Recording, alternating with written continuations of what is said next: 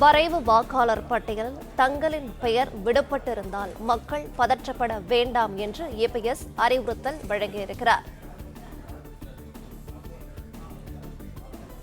கூடுதல் விவரங்களை செய்தியாளர் பிரகாஷ் வழங்கிட கேட்கலாம். பிரகாஷ், வணக்கம். விவரங்களை சொல்லலாம். இன்று வெளியிடப்பட்டிருக்கிற வரைவு வாக்காளர் பட்டியலில் தங்களின் பெயர் விடுபட்டு இருந்தால் மக்கள் யாரும் பதட்டப்பட வேண்டாம் என்று எடப்பாடி பழனிசாமி தெரிவித்திருக்கிறார். இன்று வெளியிடப்பட்டுள்ள வரைவு வாக்காளர் பட்டியலில் 90 லட்சத்திற்கும் மேற்பட்ட வாக்குகள் நீக்கப்பட்டுள்ளதாக செய்திகள் வருகின்றன. இவற்றில் பெரும்பாலான போலி வாக்குகள் நீக்கப்பட்டுள்ளது.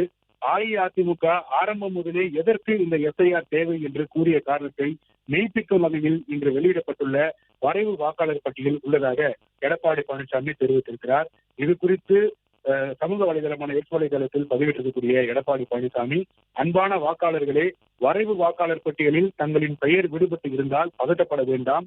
புதிய வாக்காளராக தங்களை இணைத்துக் கொள்ள தேர்தல் ஆணையத்தின் படிவம் 6 அல்லது தாங்கள் இடம் மாறியிருந்து அதனால் வாக்கு நீக்கப்பட்டிருப்பின் படிவம் 8 நிரப்பி தேர்தல் ஆணையம் குறிப்பிட்டுள்ள அடையாள அட்டைகளுடன் ஒன்றோடு சமர்ப்பித்தால் தங்களின் பெயர் நிச்சயமாக இணைக்கப்படும் என்று தெரிவித்திருக்கிறார்.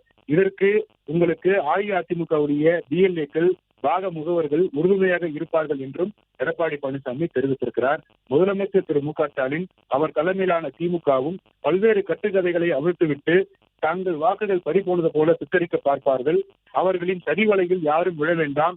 அது உண்மையான வாக்கு கூட இல்லாமல் போகும் நிலை அஇஅதிமுக இருக்கும் வரை அது உருவாகாது என்று தெரிவித்திருக்கிறார்.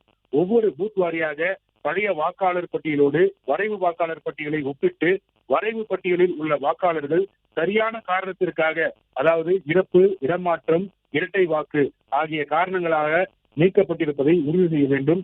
சரியான காரணமின்றி வாக்காளர்கள் நீக்கப்பட்டிருந்தால் அவர்களின் இல்லத்திற்கே சென்று அவர்களுக்கு தேவையான உதவிகளை செய்ய வேண்டும் என்று அதிமுகவுடைய பாக முகவர்களுக்கு அவர் அறிவுறுத்தியிருக்கிறார்.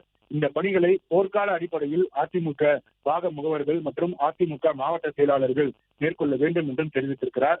ஜனநாயகத்தின் ஆக சிறந்த உரிமையான நம் வாக்குகள் உண்மையானதாக இருப்பதை உறுதி செய்ய நடைபெறும் இந்த சிறப்பு வாக்காளர் திருத்தத்தின் இறுதி வாக்காளர் பட்டியல் தமிழ்நாட்டின் உண்மையான வாக்காளர்கள் மட்டுமே இருக்கின்ற 2026 சட்டமன்ற தேர்தலில் உண்மையான மக்களாட்சிக்கு அடித்தளமிடும் பட்டியலாக அமைந்திடும் வகையில் அனைவரும் பணியாற்றுவோம் என்று அதிமுகவினருக்கு தெரிவித்திருக்கிறார்.